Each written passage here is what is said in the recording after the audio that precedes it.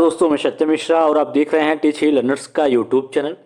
दोस्तों सबसे बड़ा एक सवाल है बच्चों का कि क्या इस बार भी जो उत्तर प्रदेश में शिक्षक भर्ती है वो कंडक्ट हो पाएगी कि नहीं हो पाएगी। एक राज्य है दोस्तों बिहार, जहाँ पे लगातार भर्तियों का सिलसिला दोस्तों और लगातार चल रहा है। वहाँ पे एक के बाद एक बड़ी शिक्षक भर्ती देखने के लिए मिल रही है।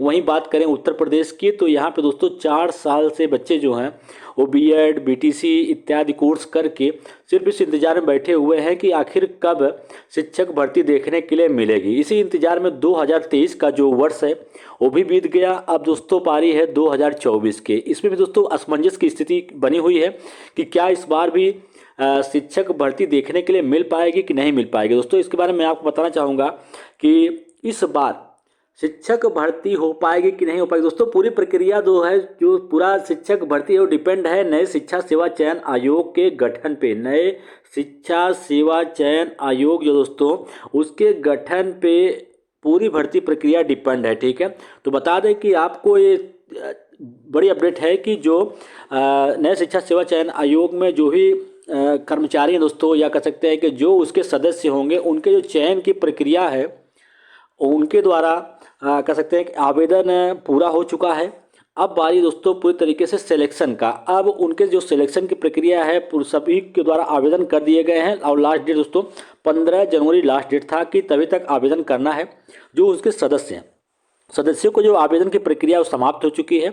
अब दोस्तों उसमें जो आवेदन दिए हैं अब उनका इंटरव्यू होगा। उनकी पूरी चयन की जो प्रक्रिया दोस्तों, अगर बता दें आपको कि अगर फरवरी तक समाप्त हो जाती है, पूरी तरीके से फरवरी के तक समाप्त हो जाती है, तो फरवरी लास्ट तक दोस्तों आपको सबसे पहला विज्ञापन जो है वो आपको यूपी टेट का देखने के लिए मिलेगा। ठीक है, अब इसमें यूपी टेट में कुछ बच्चे ये भी सोच रहे हैं कि यूपी टेट कराने की क्या ज़रूरत है। जैसे अन्य राज्य जो हैं दोस्तों सीटेट की परीक्षा के बेस पे ही वहाँ पे शिक्षक भर्तियाँ कंडक्ट करवाई जा रही हैं, तो यहाँ पे भी बच्चे ये सोच रहे हैं कि डायरेक्ट यहाँ पे भी सुपर टेट हो जाए। फिर उसके बाद दोस्तों बाद में जो यूपी टेट हो बाद में हो। लेकिन आपको बता दें कि शिक्षा सेवा चयन आयोग का गठन जैसे बन के कंप्लीट होता है पूरी तरीके से, ठीक है, गठन तो हो ही चुका है दोस्तों। अब उसमें सदस्यों की पारी थी कि सदस्यों का गठन या कह सकते हैं सदस्यों का चुनाव करना बाकी रह गया था, तो उसके लिए आवेदन मांगा गया था। तो आवेदन की प्रक्रिया जो है समाप्त हो चुकी है।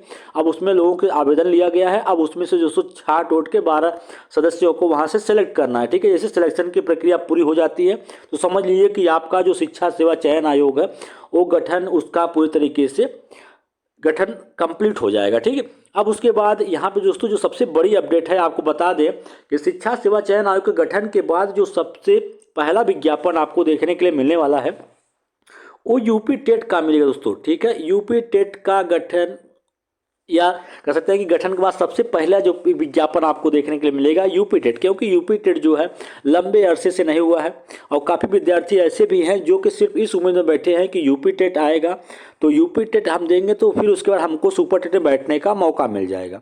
ठीक, तो और सरकार की भी दोस्तों यही मंशा रहेगी कि पहले यूपी टेट का विज्ञापन निकाला जाए या कह सकते हैं पहले करवाया, ताकि जो फंडिंग है दोस्तों, कह सकते हैं कि भाई यहाँ पे भी इलेक्शन है, इलेक्शन के पहले जो होती है दोस्तों फंडिंग की ज़रूरत होती है। तो हर कोई राज्य दोस्तों चाहता है कि इलेक्शन के पहले जो है बड़ी भर्ती या कोई भी चीज़ करवाया जाए जिससे फंडिंग हो सके। तो यहाँ पे भी सबसे पहले आपको यूपी टेट देखने के लिए मिलेगा। और दोस्तों खुदा न खास्ता अगर मान लीजिए कि गठन के होने में या जो नया शिक्षा सेवा चयन आयोग बन रहा है उसके गठन में थोड़ा भी देरी होती है तो उसके बाद आचार संहिता लग जाएगा। तो फिर उसके बाद दोस्तों कह सकते हैं कि चुनाव के बाद ही आपको कुछ भी देखने के लिए मिल पाएगा। ठीक, लेकिन पूरी गुंजाइश है कि आपका जो पहला विज्ञापन है वो यूपी टेट का देखने के लिए मिलेगा दोस्तों। और उम्मीद है कि इस साल आपको एक नई शिक्षक भर्ती जो है दोस्तों सुपर टेट जिसको बोला जाता है वो देखने के लिए मिल सके। ठीक है, क्योंकि जब भी बात यहाँ पे आती है भर्ती की तो यहाँ पे दोस्तों शिक्षक और छात्र का जो अनुपात है वो बराबर बता दिया जाता है।